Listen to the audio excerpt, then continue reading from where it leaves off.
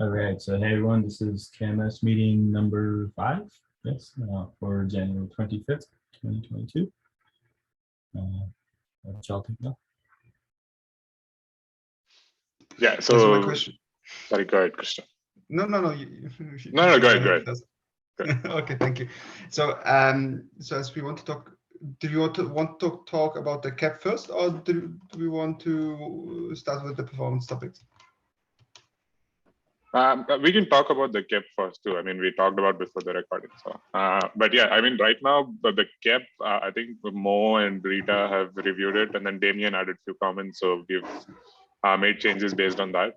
I think right now Mo has tagged Clayton and David to take a look for the final review and approval.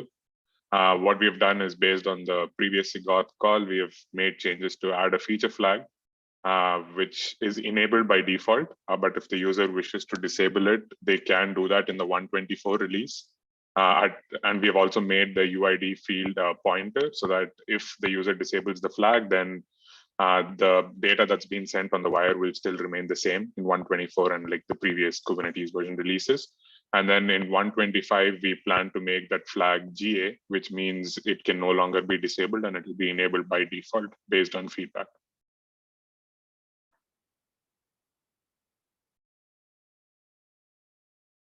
Now, any other questions on that, Ken?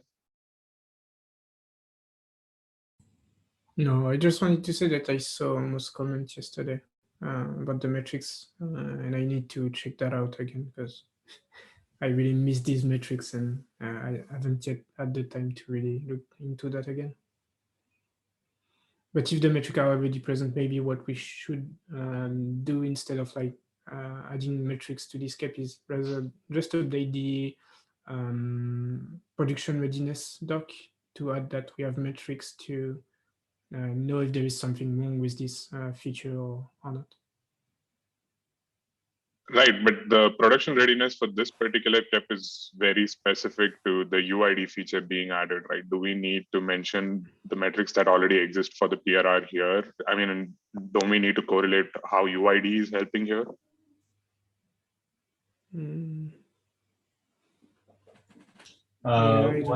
One thing I would say there is that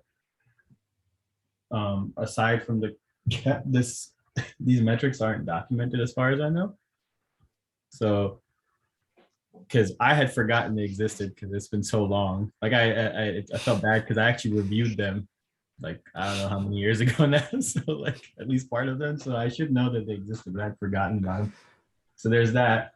But they're not documented. I don't think they go in the PRR for the current KEP, but they should be discoverable without reading the source code.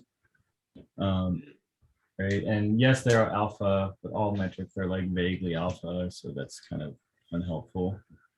I don't think the cardinality requirements of the metric stuff allow us to include the UID in any meaningful way in them, though. No. Which is okay. That's fine. They're for different purposes, right? That's okay. Yeah.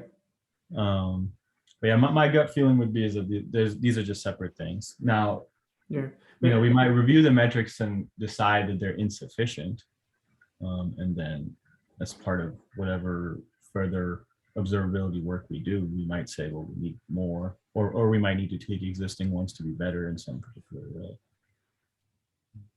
Yeah, my reasoning process was more like, in terms of production readiness, I would kind of expect that we go through the whole process that the user would have to go through, like in production, if they had to kind of debug KMS, because like this KEP is about observability as a whole. And the first thing that they would hit should hopefully be metrics, because that's how they would detect that something is going wrong. And then by knowing that, they would be able to use this KEP with the UID that has been added to really kind of have more awareness about like which operation failed, why, and yeah, get more insight based on that. To me, it's part of the overall experience, but I'm not sure if that's what they are trying to measure with this questionnaire or not. Yeah, I think that makes sense. Like the way I viewed it when I was writing it was like PRR seemed to be very specific for the new feature that you're adding, like how ready what you're adding is in terms of readiness. But what you are saying makes sense, right? In the overall, like we can say KMS observability, what are these things, how it can be done. But I don't know if it needs to be in the PRR, or maybe it's just some separate thing where we can say, what is the general KMS observability experience? Like we are adding UID, but we can also like maybe document like as part of this metrics that we document, maybe we can have like all these different things that can be used for observability as an end user. Yeah. The only thing that I might be worried of is that if the production readiness team comes in and say, hey, why are you adding logging stuff where you don't even have metrics, just by reading like the actual question that they ask? Like we have metrics, it's just that it's not part of the KEP. Like we don't have added this, we haven't added this information yet to the KEP. And maybe that's what I want to see. Like they want to see overall experience. Like if we are missing anything before starting, like for example, if you start by tracing and you don't even have monitoring in the first place, that's something that they might want to catch with this production readiness stuff. So I'm trying to, like, I'm not sure exactly what they are trying to achieve, but from their perspective, I would kind of expect to have like the overall experience that would be described to me once something is added. Yeah, I mean, is it okay if we wait for reviews and see if that's what they want? Yeah, yeah, definitely. Okay. One thing that this conversation came to mind for me is, yeah, I think all of the work we're going to do with this will require this, but maybe we can start off with just the UID stuff. Is I think we want to document this new behavior, right? So within right now, the KMS documentation within Kubernetes just says how to configure it, and that's it. So yeah, within that page, we should document the metrics, but we should also document, it might just be like, hey, if you're running 1.2.4, or I guess you don't have to say 1.2.4 because the docs are versioned, so you'll implicitly be at the right place if you're new enough docs, but they would tell you, if you're observing KMS failures, in your KMS, then you can try to correlate by looking at this UID in the KMS and looking at these logs, and here's maybe an example log that tries to help you understand what's going on. Yeah, that definitely makes sense. Yeah, I don't think docs are explicitly covered in the KEP. I think they're like implicitly implied because every KEP, anything deserving of a KEP is obviously needing docs, basically. So just yeah, but it's something that we definitely might want to keep in mind while iterating through that. Yeah, and I suspect in the Kubernetes docs we don't actually document the gRPC API at all. I suspect, which yeah, I'm pretty sure we are.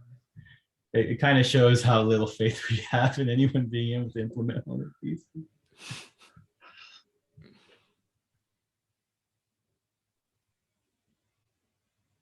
Okay. Yeah, I'm taking down some notes on the SIG Auth agenda. So I've added this, like we should document the enhancement and also the metrics.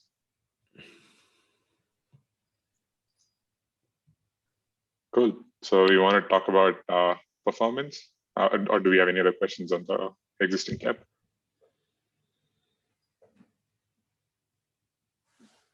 Okay. Yeah, so we can talk about performance. I think we touched on it briefly in the last sync up on what the issues were. And then just to summarize, basically there's a single deck per secret today. And the main issue arises when you have a burst of secrets that is created, because now API server is going to call the KMS plugin to encrypt every single deck. And the other issue happens when the API server restarts. And then if you have configured a big cache size at the API server, then it basically needs to warm up its cache. And then it makes a single call for each deck, which means if there are a large number of decks, then it's going to make a significant amount of calls. And then the KMS plugins on one side can get rate limited, and once they get rate limited, it takes time to recover, and the calls will just keep failing. And because of this, the API server could end up restarting because it's not able to warm up its cache. So like that is one big performance issue that is there currently. So for that, we've listed different scenarios that are happening today. And then I think the focus, at least the first one, is how do we optimize the deck generation? And then I think a couple of proposals that have been there, like, so this was basically summarized from different GitHub issues and like conversations, and also like different suggestions from users, was using a deck for a period of time. Using a deck for a period of time for encrypting secrets. So that means there's no 1:1 mapping, but rather have a time period defined for which a single deck can be reused. Then the second one that was proposed was maybe use a single deck per namespace. So any secrets that you have in a namespace, all of them are encrypted using a single deck, which can considerably reduce the number of decks that are generated. Then the third one was maybe have a certain limit set on how many secrets can be encrypted using a single deck, and then perform encryption using that deck till that limit. And then once the limit is hit, regenerate a new deck and then use that for the next set of secrets. Yeah, so like I think we have 3 of these suggested right now. And then I think there was a fourth one as well, if I may add, which was like to add some kind of hierarchy to the KEX, and have like the first KEK that is owned by the KMS. Then I have a local KEK inside of the KMS provider, and that would be used to encrypt like the DKs, which was like what we discussed in the previous meeting, mostly. Right. Yeah, I think Mo is also updating the doc for that one. Yeah. Yeah. So I think sorry, go ahead. Yeah, I was just going to comment on the proposition of having like decks per namespace. I think the problem that we will encounter, like I really like the idea in the first place, because like we would still have like some kind of tenancy model in place, but we have to remember that at the end of the day, like this feature doesn't only target secrets, but can target any kind of resource. And as part of all the resources that exist, there are some of them that are in namespace. So it like we wouldn't be able to cover this kind of scenario if we were to have like one namespace per one deck per namespace. We would have to have like one deck dedicated to everything that isn't namespace, which isn't ideal. Just to kind of remove that from the list, just because it doesn't really seem feasible to me. Yeah, I think that makes sense. But also, I think mostly today it's been secret. I think that's why the proposal was very focused on the suggestion on GitHub was very focused on secret. And I think once we do solve the performance issue, I think it opens up an option to use this for all the different components without hitting the rate limit. But yeah, that does make sense because if you don't have namespace resources, then it basically just violates the whole thing. I don't remember on top of my head if for our downstream use case we have any resource that are not namespace that we want to encrypt. But I know that we have like at least 4 or 5 resources that need to be encrypted. Not only like the secret, there are like plenty of other things that needs to be encrypted. Yeah, to your question, Damien, OAuth access tokens are cluster scoped in OpenShift, right? So they're cluster scoped. Routes, config maps, secrets, or namespace. Yeah, I wasn't really sure about the access tokens, if they were namespaced or not, but yeah, you're right. Yeah, they're cluster scoped. They're cluster scoped, so that wouldn't fit this particular use case. Right. Also, just as a whole, like I find the idea of asking for certain resources to be encrypted and others not, just to be like weird. Like I just want to encrypt everything. Like just move on. like why do I need to figure out what is a secret? Because I don't know. Right? I mean, like why should it be encrypted in the first place, right?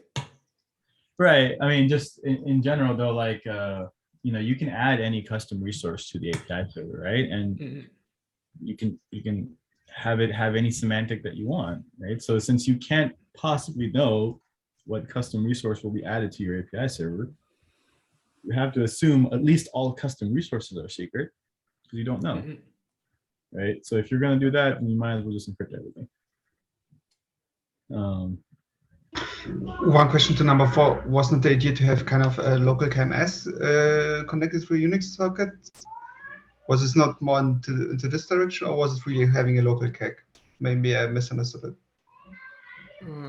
I think the idea was to have like the cake hosted inside of the KMS provider that is talking to the API server via a Unix socket. A Unix socket.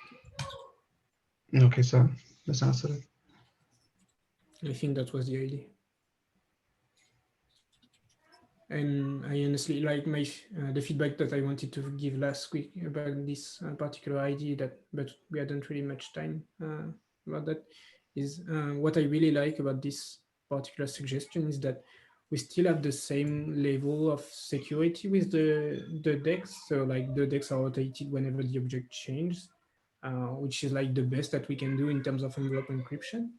And the key principle that we have like on this feature, that is the KMS encryption, is still here because like the owner at the end of the day of the whole key hierarchy is the KMS. So if the users interacts with their key in the KMS, as long as we reflect the changes that are made in the KMS to the KK that we have locally. So if the KK change in the KMS, we should change it in the KMS provider.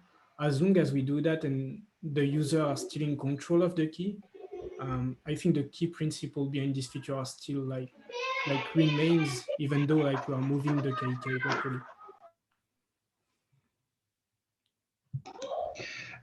For the first suggestions, so yes, I also agree that the one with the local CAC is the best solution.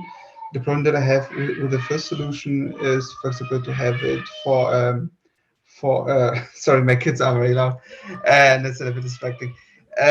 So the problem, the first thing with the first suggestion is that use it for a certain amount of time, is that it's really hard to pinpoint how many. So we would have two different kind of boundaries, right? For ASGCM, we can do it that many times. For ASCBC, we can have it that many times. And so I see that we have to implement around lots of different boundary conditions depending on the encryption use. And this might be confusing, problematic to the user. By namespace reduces the problem, but having it per amount seems like the best solution because it's actually the problem that we have. So this kind of pinpoints it. But at the end, having a local CAC, kind of another layer, solves it.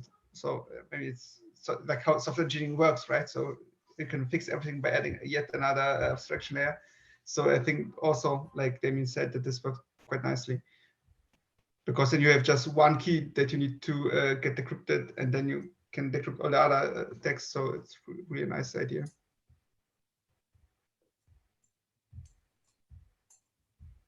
Yeah, I think also like one thing is basically this would be something that each KMS plugin would have to do, right? Rather than something in Kubernetes API server. Rather than that, it would be something that each KMS plugin has to introduce and then basically build from there on their own in each KMS plugin. So it's not something that would be common across all the KMS plugins. Right, but if we look at the implementations that exist today, it's basically just the 3 cloud providers, right? Like Vault deprecated theirs and archived it. Like, so there isn't really many implementations to worry about, right? That's where the reference implementation idea comes in, is that if we just do this for you in the one place, right? Because what we're trying to say is the only reason this is like, this problem actually only exists because you're using a cloud KMS. If you're using a local HSM, like a hardware thing, it doesn't care how many encryption operations you need to do. It can do it just as fast as like literally possible, right? So, you know, it's just as fast as software will be, right? And what we're saying is that's not our fault, right? Like we can't make your network faster. We cannot make your rate limits go away, but we also can't work around them in a good way. Like every way that we come up with to work around them involves basically a compromise of some aspect of either our security or probably more important, just like the semantics of the Kubernetes API that we want to make sure it persists, right? So, but if we provide a library implementation of this, I don't think that's that big of a deal, because all we're saying is, well, you don't have to use it. If for example, you don't need that functionality, just don't use it, right? Like, and we could totally make it so that the key hierarchy bit is maybe like enabled by default, but disableable within the reference implementation. That way, if you're like, no, I don't actually need that indirection because my KMS is like right here, it's hardware. So that, right, so we can do both. It's more of like, I like this idea because we can build it once. We can ask people to use it if they want to. I suspect people will, because why would you write your own if someone already did it for you? And it would, like, I don't really see, like, there's no like competitive advantage of writing your own. You're not going to get anything out of it. And then it would prove out that we did a good job, right? Like, because people would adopt it, right? Yeah, so I agree also on that it's not really an encryption problem, but it's more like a KMS provider, so an API network problem, that there are too many requests. Yeah, I think the great aspect that was pointed out is that the problem itself isn't in the KMS feature, but rather in the fact that we are, like, some of our users are KMS, hosted KMS that need to go through the network, whereas like some other just are local. So all of our, like, the consumer of this API basically are not impacted by this problem. So like there is no actual reason to put the fix inside of the API server itself, but rather, like, if we provide the tools in the KMS provider itself or in the reference library implementation, then it will be up to them to really implement it or not, if they really need it. So yeah, I really like this idea personally of like delegating this responsibility to each cloud provider to like make the performance optimization that are needed. Yeah, I like having that in the reference implementation rather than just documentation, because then we're basically expecting them to do it on their own. But as long as we're doing the reference implementation, I think like that'll be really great. Like then it can be one way to have a common approach across different providers. And then, yeah, I really like the way you can just opt out of it, and that'll be really great.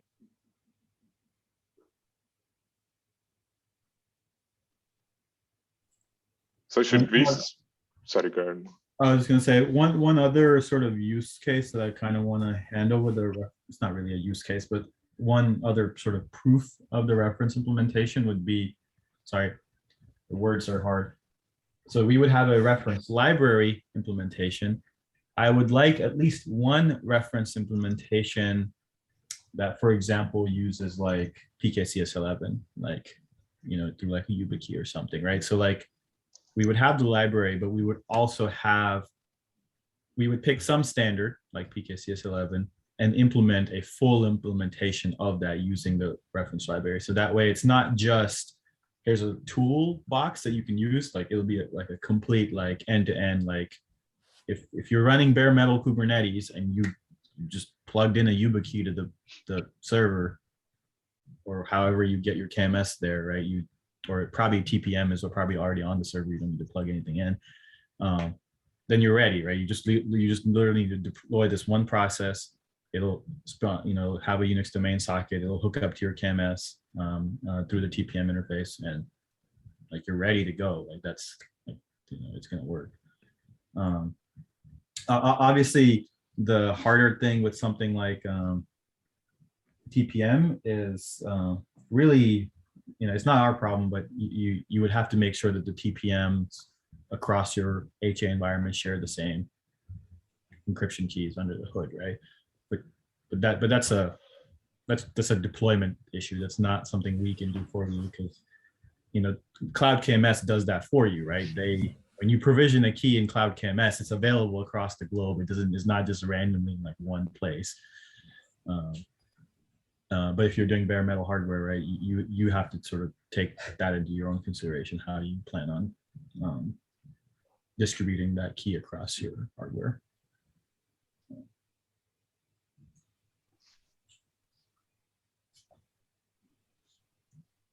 Also, I don't have edit rights.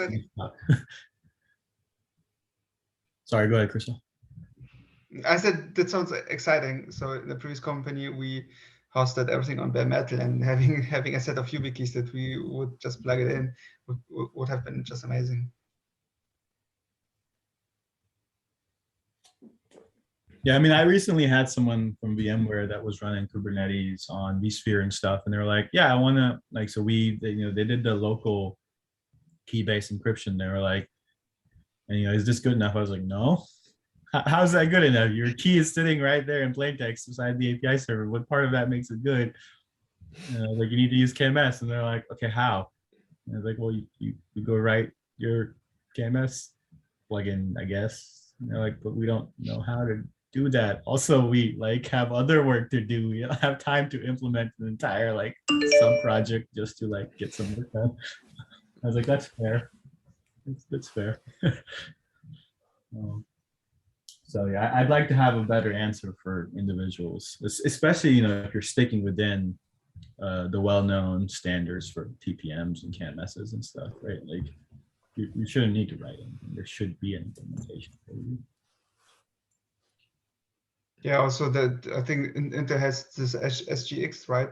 So maybe it would work also with this. So yeah, this is a quite wide domain that would be really nice. Yeah, with SGX, it would be the sort of the best implementation would be to get everything inside the SGX, but that's a tall order. But you could certainly keep the encryption stuff inside of there, and have some way of mediating between the KMS plugin and such. But basically, those are two different concerns, right? Having the additional layer for the kegs, or maybe even something more dynamic, like a keychain or something that depends on just one keg coming from the KMS, and the other one is the reference implementation that adds a lot of benefits or sugar on top, like the Pixie 11 implementation. Right. Yeah. Right. Okay. Yeah. It's. I was mostly just saying that if you wanted SGX, you probably have to do at least a little bit of extra work, but not start over. Yeah, because we seamlessly moved to the reference implementation, wanted to be sure that they follow properly.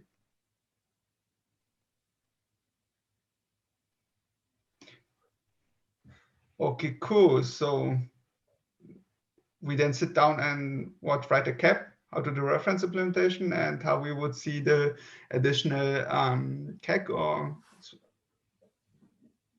So just at a high level,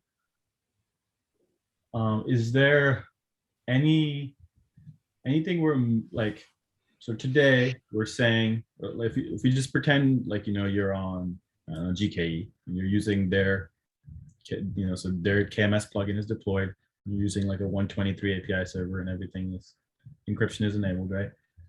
API server is generating per write data encryption keys, sending those across the wire, getting them encrypted and getting them back, right? If instead GKE had this key hierarchy thing within their KMS plugin,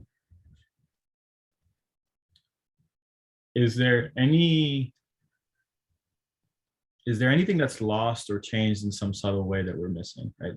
I want to make sure, for example,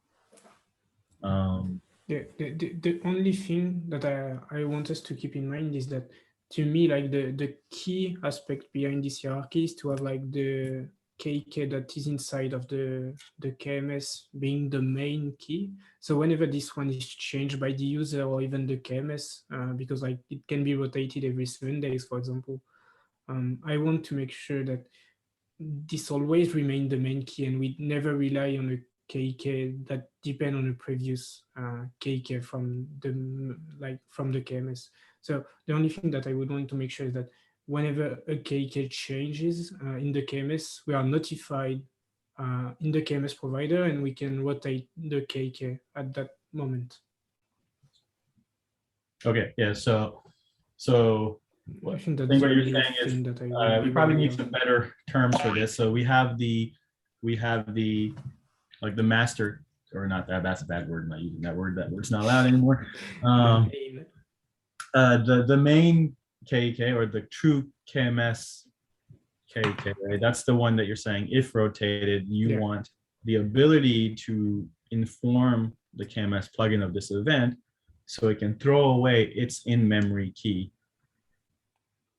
Yeah, right? exactly. Generate a new one that is now detached from the old hierarchy and is now part of the new hierarchy. Yeah, right? exactly. So because I think like the reasoning is that, to me, what the users want from this feature is to actually like have the main key always being on the KMS, and everything encryption related should be controlled by this KMS. Like everything, like the KMS should always be the main actor in the encryption. Like we should never derive like from another branch in the hierarchy, I would say. that seems fine. I think the questions I have around this are then how what is the mechanism for the true KMS informing the KMS plugin of such a rotation? So we need that. We don't have anything today. But then also, do we need a mechanism from the API server side for it to say that it that it wants to basically do, like it wants to do a rotation in the sense of it has previously encrypted data from some key encryption key, or with some data encryption key that was encrypted with some key encryption key. And what it's saying is that it would like to redo that with the latest key encryption key, is whatever the definition of latest is, because the API server doesn't know anything about your hierarchy. It's just asking for, I want you to be at the latest level, right? Yeah. So I think I think that. Yeah, I was just going to say, I think the signal that the KK has changed should first be propagated from the KMS to the KMS provider. And then once the KMS provider does the change, it should also like tell the API server that the local KK changed, and that if they want to do a full rotation of the data, so that like everything is based on the new hierarchy, then they can do it. I think the event itself should be propagated from the KMS down to the API server. And with that in place, we could even like, so there was a discussion last time about like how we do full rotation of HCD. That's something that's not yet supported upstream. Like when the KK changes currently in upstream, we are not rotating all the data, which means that if a user has their KK being stolen or whatever, like there is a leak in their KK and they want to rotate them completely and rotate all the data that is currently in the CD, they cannot do that currently, because like they would have to basically generate a write request for each resources that are encrypted. And if we have this mechanism in place, since we won't have like the huge load on the KMS provider anymore, we can definitely upstream a code that will do the complete rotation for us.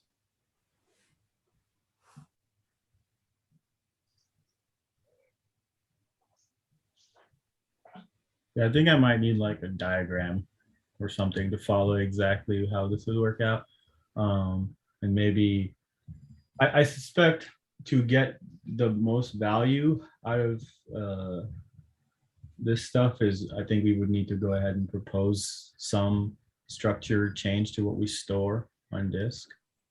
Right. So I suspect that the the real key encryption key, the one used by the KMS, it probably needs to have some kind of unique identifier that's mutable and only changes when you get a new KMS key encryption key, right? So it's strongly attached to that, and then presumably the local key encryption key, it would have maybe its hash, like its unique identifier might be its hash plus the ID of the real key encryption key, right? So that way that information is there, and then that needs to somehow be funneled up to the API server, and it also needs to be present in an easy way within the actual stored data on disk. That way, all of this data is sort of flowing through the stack, and then you can start building mechanisms to say, like, well, okay, what was the real key encryption key? Is first everything encrypted by that, but then also if there's a key hierarchy, right? Like you can kind of try to trace down, well, is that also up to date? If that matters, maybe it doesn't. Yeah. Well, one thing I'm wondering is like, because you mentioned that we need to change how we store the data to kind of say with which KK, like which local KK it was encrypted with. But one thing I'm wondering is like, do we actually want to support having multiple local KK like having encrypted data in etcd, or like do we want to go forward with the idea of like whenever the KK change, we will do a full rotation of the data that is stored in etcd, and so that we would only have like one source of truth that is used to like encrypt all our data, and we wouldn't have to keep like this information of like knowing with which key the data is actually encrypted with. I'm not sure, because rewriting all the data in etcd, no matter what, would be expensive in terms of IO. And I want to get to a world where it's like a good idea to just encrypt everything, not like a really dangerous operational decision. Yeah. Right. So for that to be reasonably the case, you should be able to do rotation of your, main key encryption key, every week, every 2 weeks, whatever your policy is, whatever you're comfortable with. Yeah. But not also then be terrified that every 2 weeks, like your cluster is basically going to be dysfunctional for like an hour while it's sitting there re-encrypting all of this data. Yeah. Right. Now, there is still some like I'm unsure about like what this ends up being, right? Like this, like, so there's probably some limit to how much the local key encryption key should be used, right? And each HA instance of the KMS plugin should have its own set of local key encryption keys, right? Yeah. Obviously, any of them can decrypt data, because no matter how they are presented with the data, they can always ask the real KMS for help in decrypting a local key encryption key that was originally created by some other instance of itself, right? So that's totally fine. It's just but there needs to be some finite limit to how much you use the local key encryption key, right? And it might just be that it might just be an arbitrary like small number. Like we might just say that it's only used for like, I don't know, 1,000 encryption events, because we know that's perfectly safe within any bound of any modern cryptography. But also it really eliminates most of the cloud KMS issues, right? Because it would make it so that there's a 3 order of magnitude difference in load against your upstream KMS. And it might not even, it might be like 100,000, or I don't know, like some like it's probably a number between 10,000 and less than like 100,000. That is perfectly reasonable. That makes sense. One thing I'm just wondering, like, has anyone seen like a scenario where a user would want to do a full rotation of their key like the key that is in KMS because like some of the previous key got leaked and they want to do a full rotation of the data in etcd based on the latest main KK. Has I mean, this I scenario think been that's a seen totally so far? reasonable thing for someone to do, right? And it might not Yeah. be based on any like belief of compromise. That might just be just good security hygiene, right? Like, Yeah. or in OpenShift, when I wrote the encryption controller, right, it's basically I think hard coded to just rotate every Yeah. encrypted thing every 2 weeks or something like that, right? Mm-mm. Not because I expected the key to be lost every 2 weeks or something. He just does it. It's like, why not? I mean, it was to partially prove that I wrote all the encryption rotation logic right, is to by actually running it over and over. And if you still have a functioning cluster at the end, you know it's working. So, But I'm wondering like how we could maybe introduce that to upstream, having this mechanism of full rotation. yeah, I mean, I think what we need to first start off with is like basically what are the changes to the gRPC API to funnel extra information through, and then what are the changes to the storage format to store said extra information. And then once we have that, and we don't have to worry about the format exactly, we can just say that somehow we're going to store this new ID field within the stored disk, because we can come up with any, I mean, it could just be JSON for all that matters, right? I mean, that's a bad idea because it's verbose, but it could be.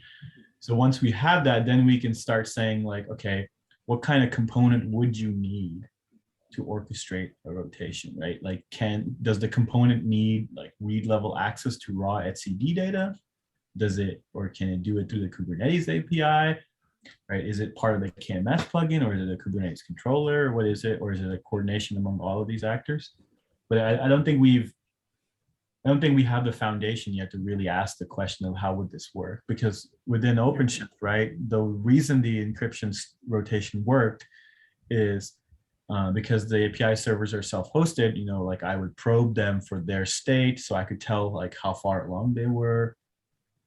I could look at their configuration with their static config to be like, all right, this is the key that you have by definition observed because it's on disk and I can see that you read it. Those types of things, right? So like each of those assumptions has to be sort of pried out and turned into like a generic mechanism of like, well, how do you know how far a particular API server is? Yeah. Right. Yeah, it makes sense like to wait until like we have the actual mechanism of like funneling the information that the KK changed and store it into etcd before actually thinking about this kind of problematics. I think that the rotation is really important. It's not just good hygiene, because I mean today most TLS is with forward encryption, right? So we use new keys every time and we don't reuse them anymore, because back then it was normal to reuse them a couple of times. So once the key got leaked, you could kind of decrypt the whole conversation, and this whole rotation can be a huge mess if you think of it too late. So in my previous company, we had this whole MBAP encryption, and figuring out how to do the rotation properly without any hassle was a huge mess. So basically, it caused more CVEs than benefits, because the users themselves never really use it that much. And I also agree that it generates a lot of load on etcd if you would also want to re-encrypt everything. Even the DEX. For us, for example, we stored medical data, and the DEX was always stored next alongside to the medical data. So if somehow the DEX were leaked, the assumption was also that the data was already encrypted. So we never really bothered all too much with re-encrypting the data itself again. But again, this discussion is super hard to do without kind of a board or a common language that we agree on. So we had also specified kind of kind of a notation how we could write down what we mean by saying, okay, this cake encrypts this cake and this cake encrypts this stack, and this is, and because it can become very confusing quite quickly. Yeah. Just to go back to your point of that, this kind of mechanism, like having a rotation mechanism in place, will put a lot of load on etcd at some point. I think like the problem comes down to whenever like we want to improve something in terms of security, there are always some drawbacks in terms of performance or whatever. And I think if you want to do a full rotation, if it's like something that you want to do every other week or like just once in a while, I think just having 30 minutes of load on your etcd is something reasonable if you really need to have this important part of security inside of your cluster. I would think so too, but the KMS topic arose, I don't know, like in October last year, and the first reaction from Stefan was like, "Oh my God, how much more performance does it squeeze out of etcd? We are having already the beast on max load. We don't have much to spare." So I got always the feeling that etcd is already reaching its limits of capacity. So this was why I kind of assumed it's the same. But in OpenShift, we're already doing this full rotation, so it's fine. It won't be worse than what it actually is. So for us, it's fine. It's more like what the other users like. What would they expect if we want to have a mechanism to do full rotation? Like they have to be aware that it will put load. It's completely normal, but it's a drawback that you have to embrace if you really want your encryption to be secure from an end-to-end perspective.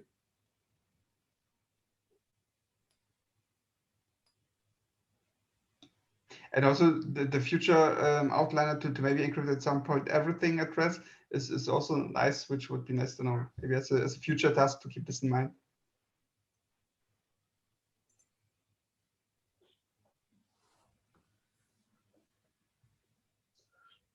Cool. I think we need to spend some time on this one, like basically like writing out a design spec on how this works. I think if we actually write it down, then we can also consider what different scenarios we need to kind of have, right? Like I think rotation is one really great use case, but then I think it'll also help us visualize what we are missing if we move to this new model. Like how do we make it backward compatible? Like when KMS plugins start using this, how would the data that's been encrypted from the KEK in the external store, how would that still work and all the scenarios? Like I think all of us are in agreement that this is probably something that we want to do. Like this is the model that we want to do, the hierarchy. So maybe the next step would be for us to actually like just dive deep into it and then maybe just write out a design spec on what the data would look like what are the things in addition to what we have today that we want to store in etcd, and then like just start building from that, like use that as a building block and then just keep going from there.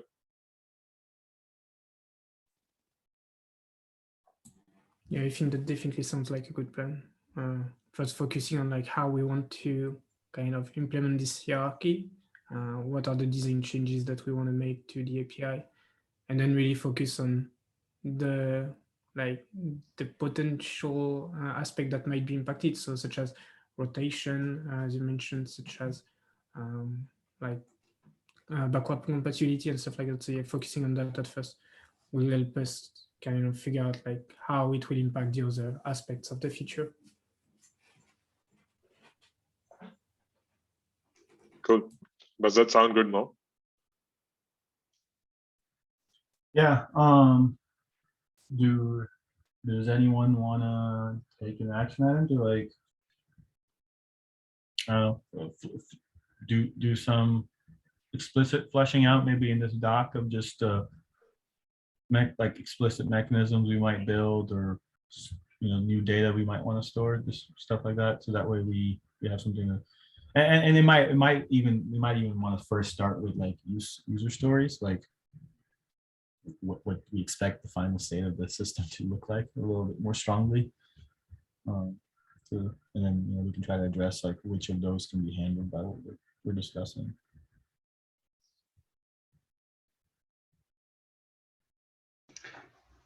I would love to contribute to that topic, but I don't know if I would be able to do it on my own because I'm still kind of onboarding myself on the details in Kubernetes. So I would love to help someone. Yeah, I mean, we can always all have kind of a look at how that could look like, and then think during the next meeting about like what are the approach that we suggest, and what is the possible like look of the data in the city, how the data would look like there. I mean, it's always fine to cross different ideas and implementation in that regard.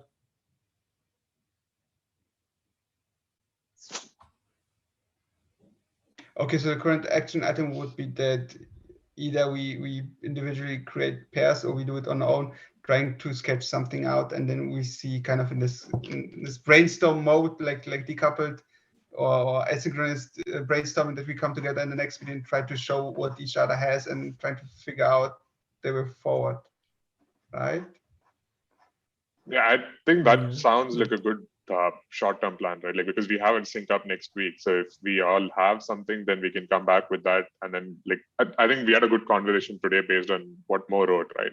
And then if we actually have something more, then it'll be easier for us to just go through the conversation and see like if there are any downsides and if we can actually make this model work. And I think that we could do that in a couple of sync ups. And then once we think like this is what it is, then I mean we can start writing an actual doc which will have the exact design, and then we can just make that a kip. Yeah, that would make sense to me. Okay.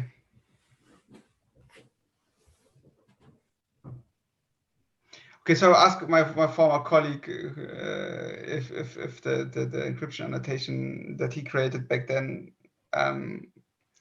is open source. So maybe I could show it how beneficial it is, because in design discussions we had always issues. Which cake do you mean? Which deck do you mean? Is this the one from the user? Is this the one from this? So maybe I could also pitch that annotation. So it sucks a little bit to get into it, but once you enter it, it's super clear what's meant. Yeah, and also in this doc, I think like we've added these extra metadata here and there, right? Like we had the KEK in the observability too, like where we said maybe the KMS plugin should return the KEK. So there's some data around what key was used to encrypt it and all those. So I think it's just basically moving it around and then just having one common thing where we say like, what are the things we need, and just go from there. But I think, yeah, that sounds like a great plan. Like by next sync up, like we can all just see, like, I mean, try and come up with something, and then we can show that and discuss. And then once we are in agreement, we can actually convert that to a full-fledged proposal and then just make that a KEP. And the end goal is to create a KEP, but the next KEP will be for next release, right? So there's not so much of a hurry, right? I mean, to be fair, it might take months to write like a KEP that is sufficient for this. So like, don't think that we have that much runway.